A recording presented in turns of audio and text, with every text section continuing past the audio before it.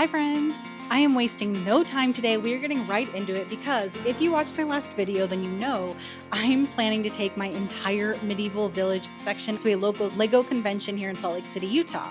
If you haven't watched my last video, what are you doing with your life? I'm obviously just kidding. But I'm picking right back up where I left off, where I got these two buildings set in on a foundation. So they're actually secured to the base plate, and I want to do the exact same treatment with these three buildings here. I also finally have all the pieces ready. This is weeks in the making of curating for an Abbey and filling in the final gap in the medieval village. That's so exciting to be able to do. Best case scenario, I really want to start filling in a lot of these wide open expanses. I mean, wide for, this space. So hopefully just adding in some ground detailing, some plants, bushes, make it feel a little bit more lived in, a little bit more like a real village and not just a flat Lego landscape. So without further ado, I need to stop chit-chatting because it's time to get going. Just like my other buildings, added a couple of supporting tiles underneath and then laid down wedge plates to give that transition layer from the base plate to the building before connecting everything together, but unfortunately not before I noticed this. So this is fun. I think I may have found a spot where I missed a piece when I put this together. It feels very weird that there wouldn't be a piece here. I don't know, that doesn't seem quite right.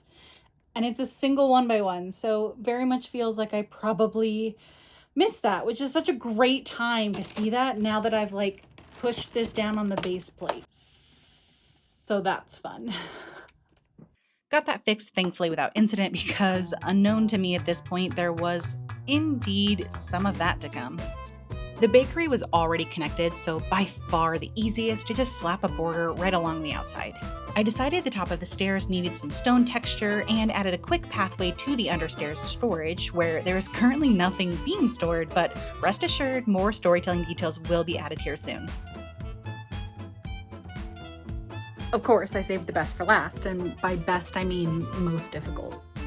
Because I have this sitting on an angle, it is going to be not as straightforward as being on grid, but I do think it's pretty close to a 45, if not really on a 45. I think I should be able to use the sugar grid. Having done it a couple times now, I feel pretty comfortable with it. Well, maybe not pretty. I feel somewhat comfortable with it. So I really think that should work here. Fingers crossed. I wanted to keep this as simple as possible, which meant relying on 4 whole studs of clutch power. Finding the right spot in the middle of the set was a bit tedious, but really it was not that bad overall. A little bit of massaging to find the right spot, but once I was happy with it, I just marked the edges with some tiles so I knew exactly where I had placed it. Being off grid, I need to put tile just underneath the edge, but completely around the entire set so that none of the base plate studs get in the way and I get that same transition layer that I've already been doing. And I find it easier to check the tile placement as I go to make sure I haven't missed any spots. Last thing to do is add the tree and the well, and I called it good. I did have quite the intrusive thought though while working on the blacksmith. Because this was already tan, I just kept going with that. And now seeing that next to all of the green on green, I kind of like it. Especially knowing that the forest is going to be basically all green. And the village is a lot more people walking around in it. It's, they're living in it. So it kind of got me thinking, should I actually be introducing more browns and tans and, have mostly dirt with a little bit of grass patches rather than what it is now of mostly grass, a little bit of dirt? And maybe that would also give a really good stark contrast between the village and the forest from even just a color storytelling perspective. Certainly would not be happening before going to the convention. That is not in the cards for the next 2 weeks. Absolutely not. I kind of feel like it would be a cool visual difference between the two areas and just give it a very distinct look, feel, vibe. But what do you think? I'm kind of liking it. I kind of like the idea. Okay, next thing on the agenda is finally getting the last gap filled and doing a lot of sorting.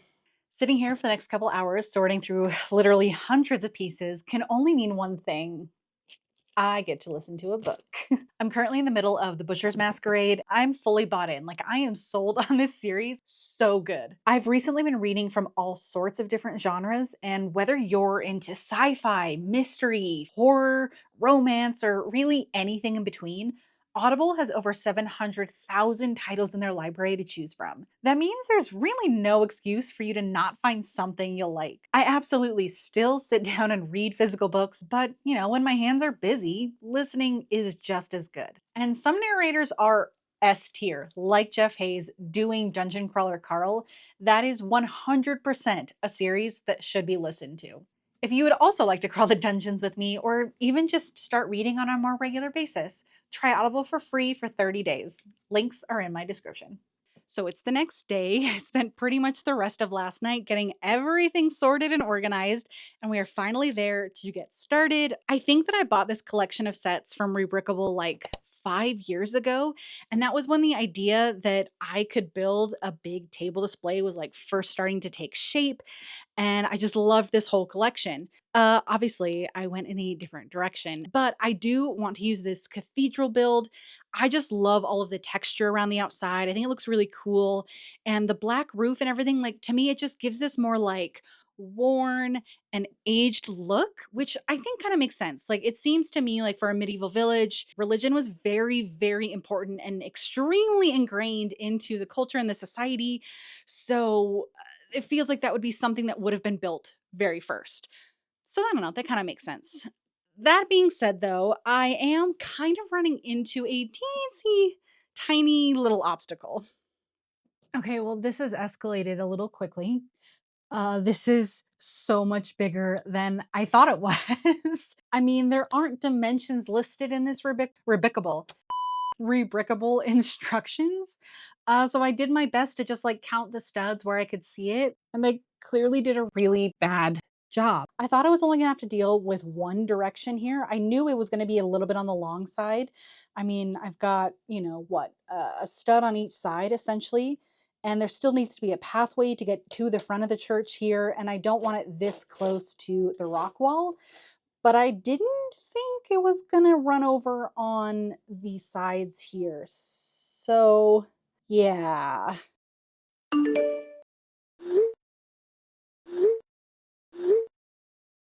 I was still doing something productive though. I mean, eventually at least.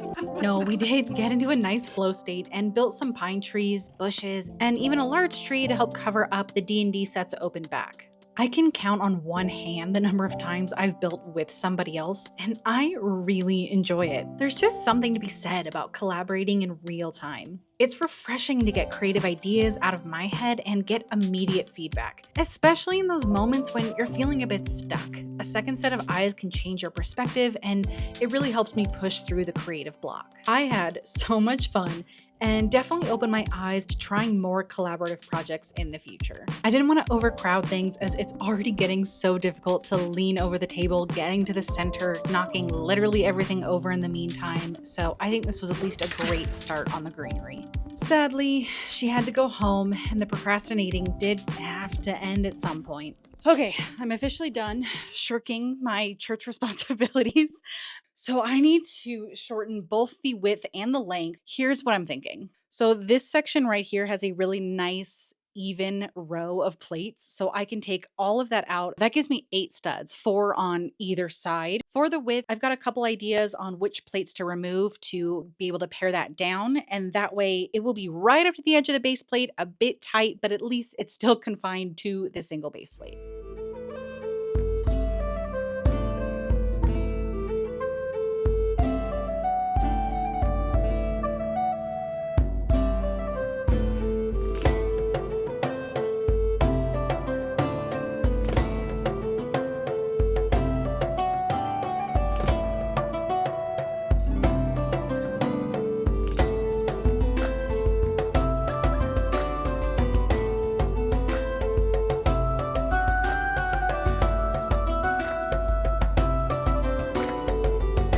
And I'm just now remembering that I have part of this order for all of the Abbey parts was non-bestsellers. Not many, but still there were some. And I got a notification like 7 days ago almost now that they shipped. So I'm realizing that I don't have them in hand. I'm out of some of those pieces, including those trans yellow 1x1s. So let's go check the mailbox. Okay, well, can at least confirm it's not at my door. I'm also whispering as if I'm like somewhere public. I mean, I'm outside my own house. I don't feel weird about it at all. It's fine. Okay, moment of truth. No. Neither of these things are Lego. All right, well, that's unfortunate, but that's okay. We'll keep plugging along. The mail has not yet come for today, so there's always still a chance.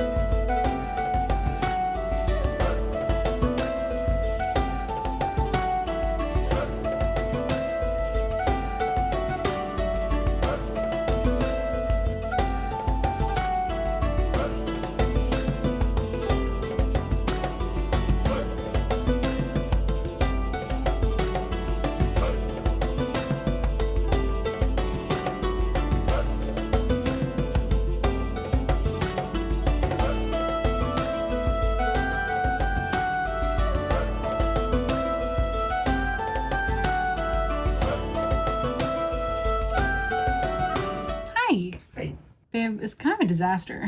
Oh no.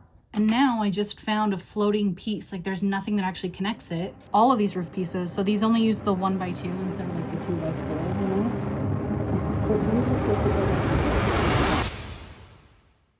So the quick and dirty of this whole issue. This is what the roof is supposed to look like with these two sections. It wants me to use this 1x2 hinge plate, which only one piece can attach to. After much deliberation, I enlisted Brandon and Hodor, who really did most of the heavy lifting here, obviously, to help me find some 2x2 hinge plates instead, which fixed this particular roadblock. The general order of these instructions are questionable, because next was installing this roof underneath the windows that are already built. So had to pry those up a bit to get the slopes all secured, and all the while, pieces are falling every 5 seconds. This is gonna be the death of me. Get out of here!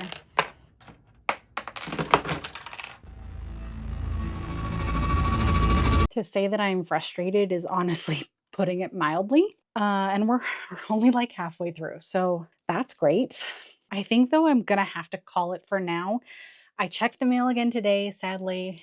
No Lego order, but I don't want to fully enclose this off yet until I can get back in here because I still have some of these like stained glass windows to fix and add more pieces to. I also used a bunch of 1x1 bricks instead of 1x1x3, where I needed to build some of the support in here, thinking I'll come back and replace those when I get them.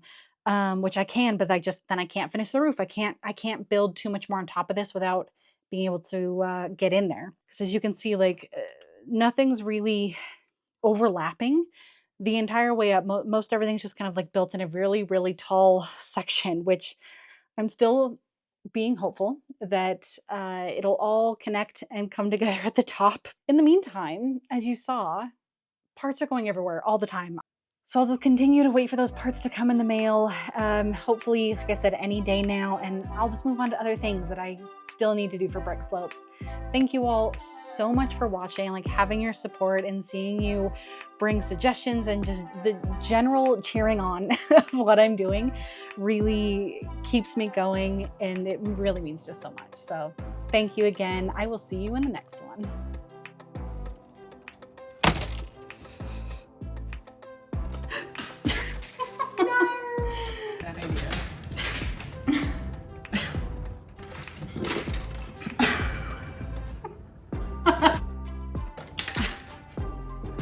I'm gonna have a breakdown.